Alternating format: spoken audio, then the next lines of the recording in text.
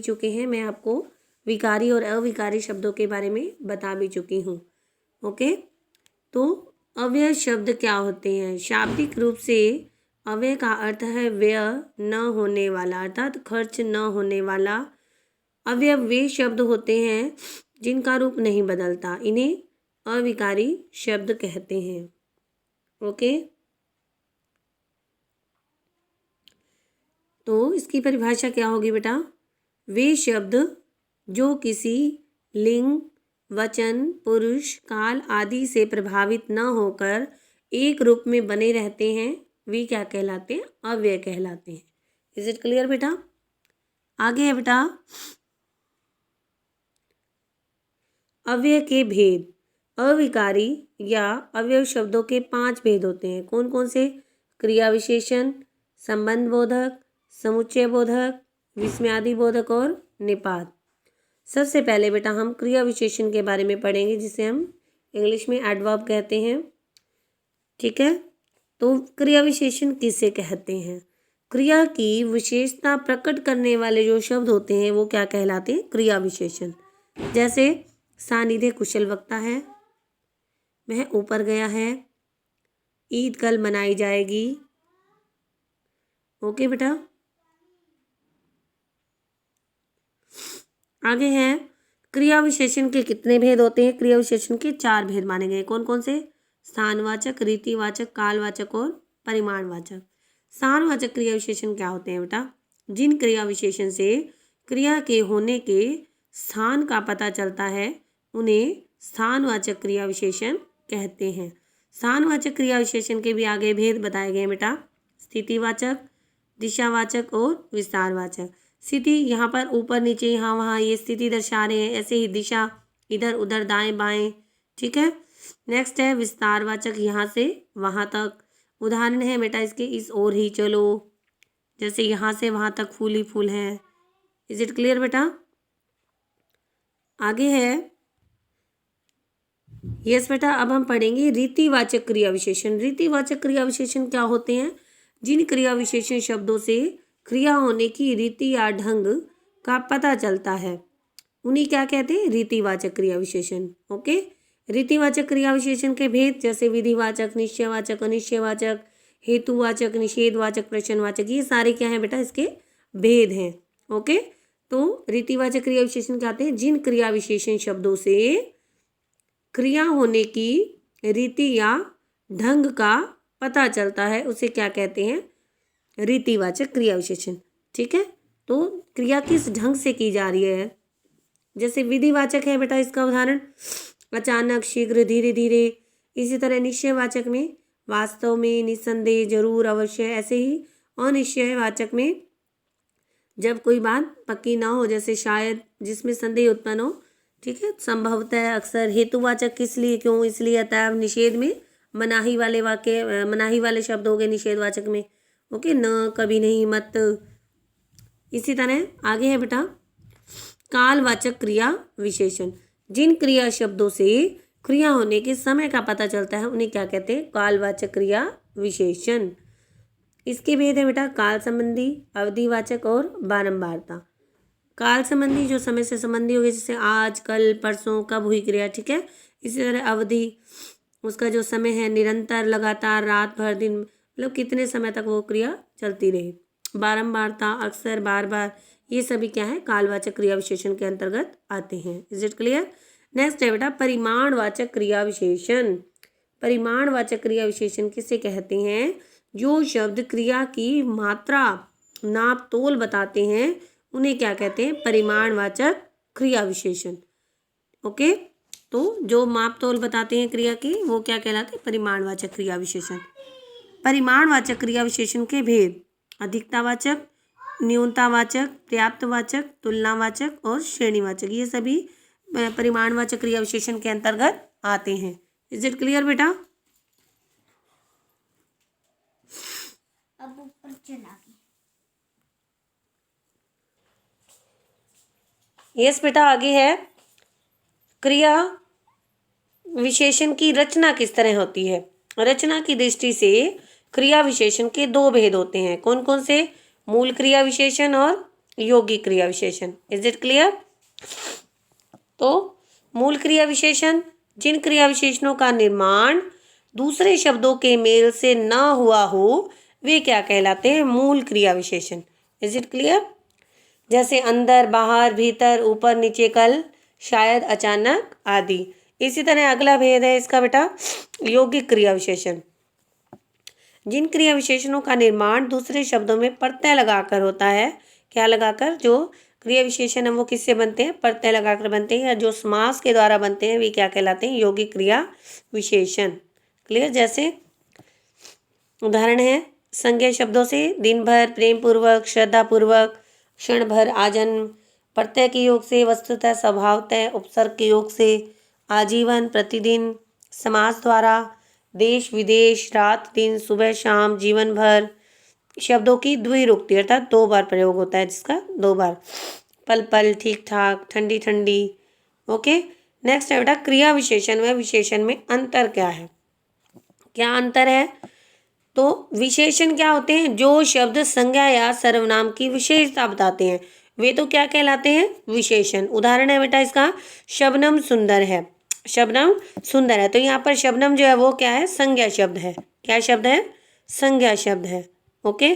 तो यहाँ पर संज्ञा की विशेषता बताई जा रही है, तो कौन सुंदर है? शबनम सुंदर है।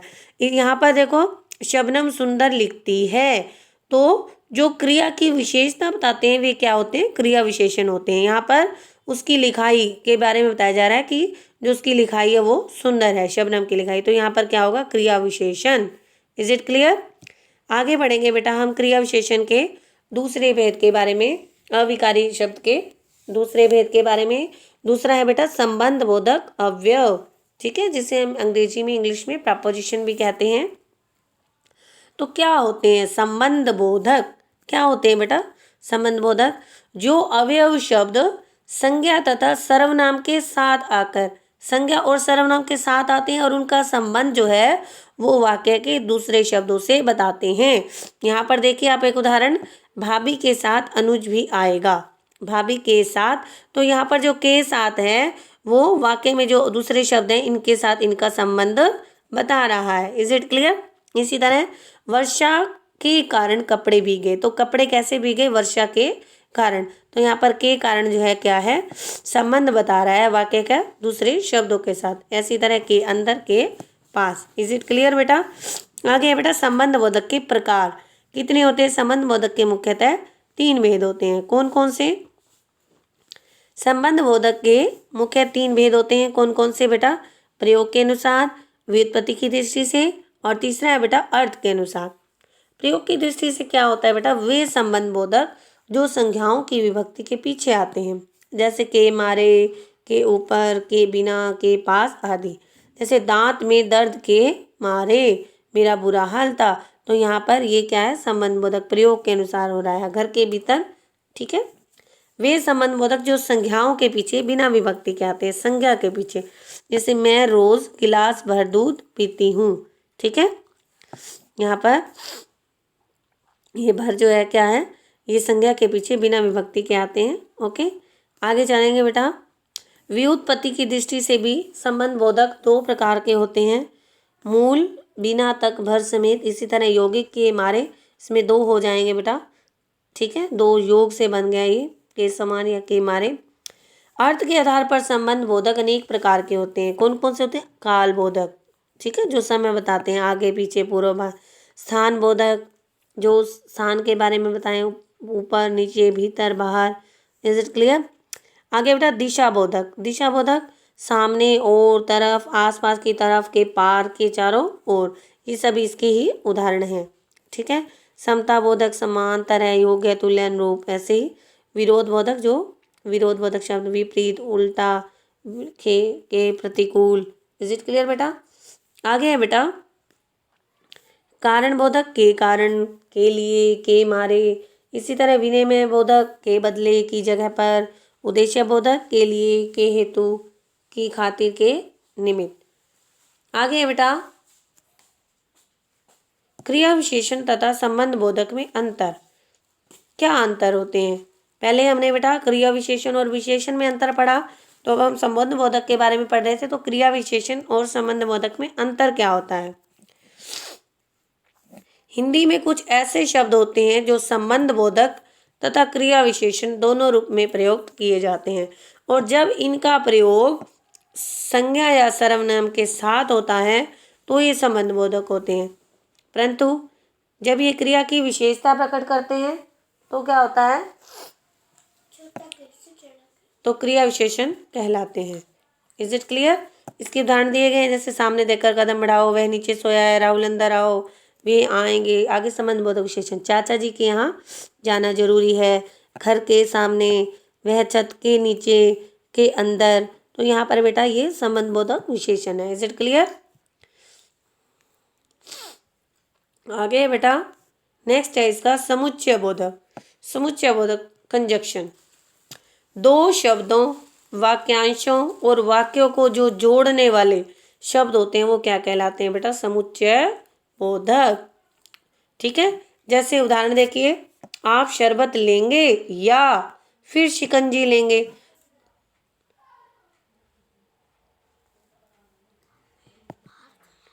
ये जो है दो वाक्य को आपस में जोड़ रहा है ये शब्द, कौन सा, या। इसी तरह हम गोवा नहीं बल्कि चेन्नई जाएंगे।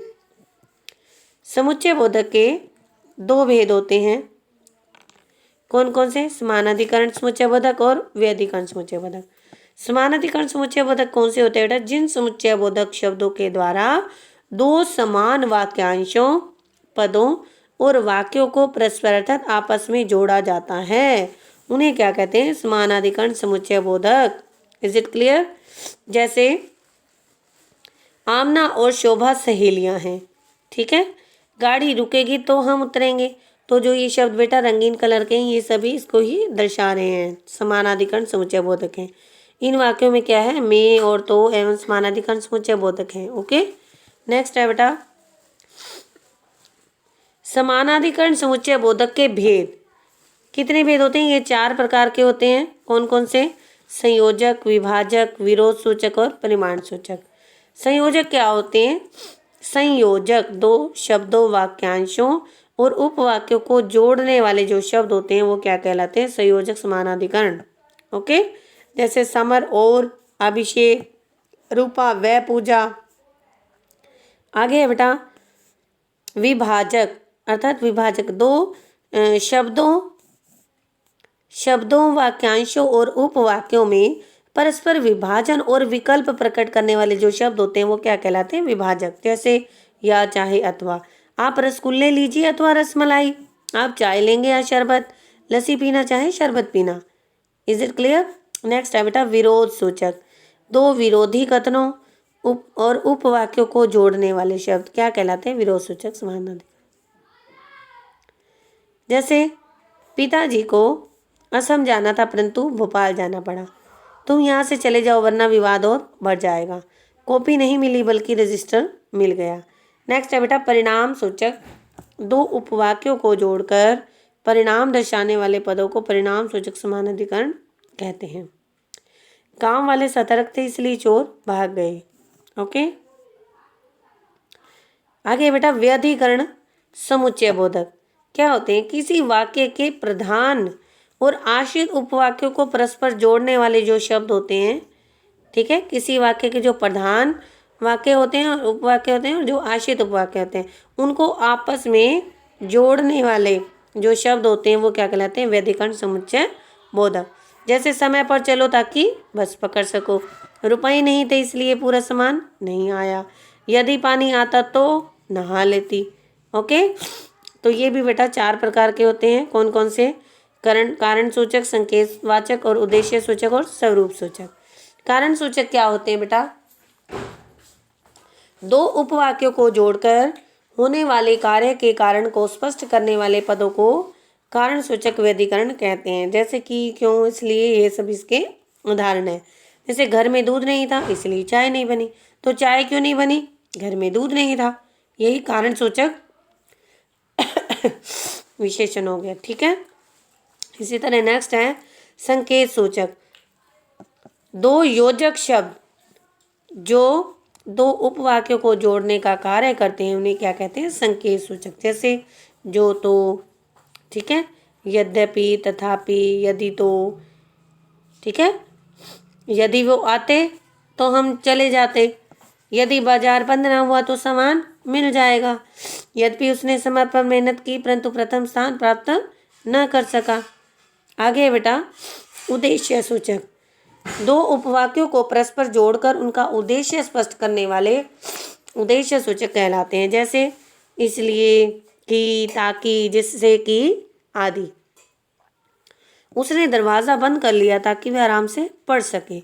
अध्यापिका ने आज फाइल देखनी थी इसलिए वह रात भर तैयारी करती थी। तो यहाँ पर बेटा ये ताकि और इसलिए जो शब्द हैं ये क्या है?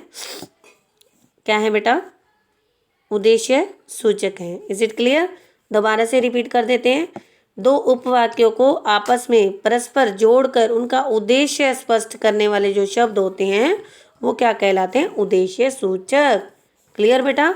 नेक्स्ट है बेटा स्वरूप सूचक। जिन समुच्चय बोधक शब्दों के बाद आने वाले वाक्य का जो कथन है वो पहले वाक्य या कथन का स्पष्टीकरण करते हैं। क्लियर बेटा? जिन समुच्चय बोधक शब्दों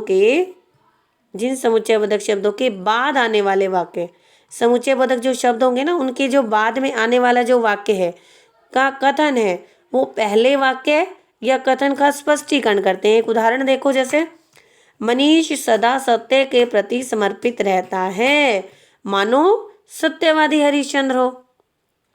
ठीक है, तो यहाँ पर जो समुच्चय बोधक शब्द के बाद में आने वाला जो वाक्य है, ठीक है, वाक्य का जो कथन है वो पहले वाले वाक्य या कथन का क्या कर रहा है? स्पष्टीकरण। इसका मतलब मानो मनीष जो है हमेशा सत्य बोलता है, वो सत्य के प्रति हमेशा समर्पित रहता है, मानो वो सत्यवादी हरिश्चंद्र हो। तो यहाँ पर इसका स्पष्टीकरण हो रहा है। ठीक है,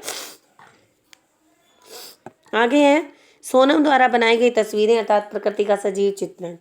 ठीक है, ये इसका ही उदाहरण है। आगे देखिए बेटा, नेक्स्ट है इसका चौथा भेद विस्मयादि बोधक, जिसे हम इंटरजेक्शन कहते हैं। जैसे हाय बेचारा अपंग हो गया, बाप रे बाप कितना बड़ा आजकल।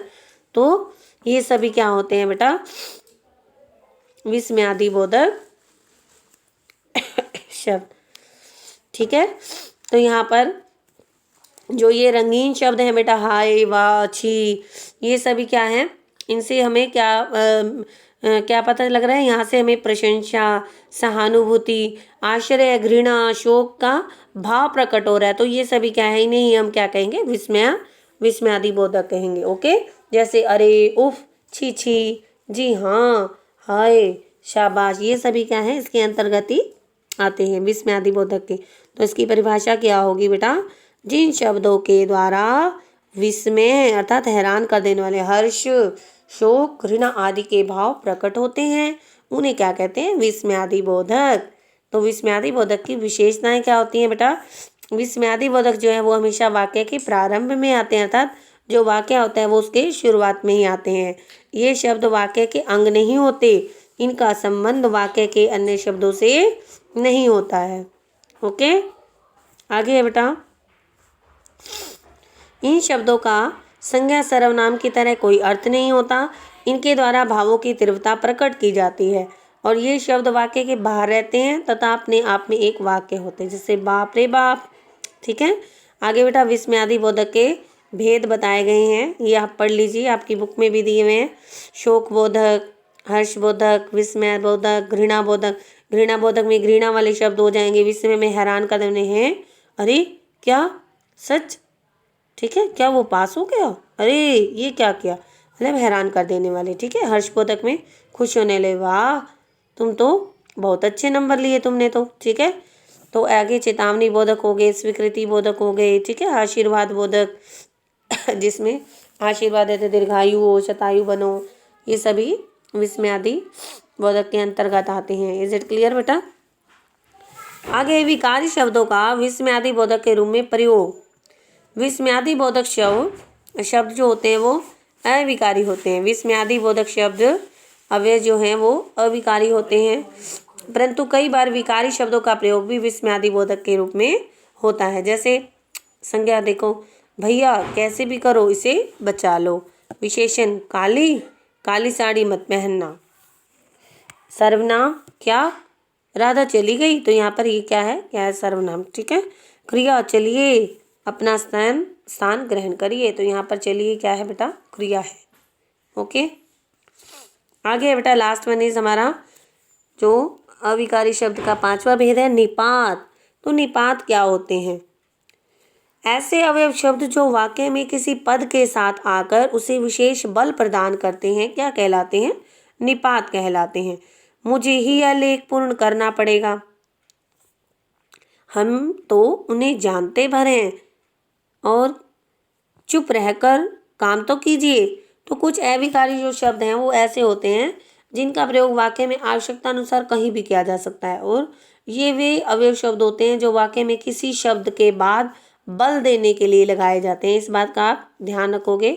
ऐसे ही शब्दों को हम क्या कहते हैं, निवाद। जैसे ही भी, तो इसके उदाहरण हैं। इज इट क्लियर बेटा।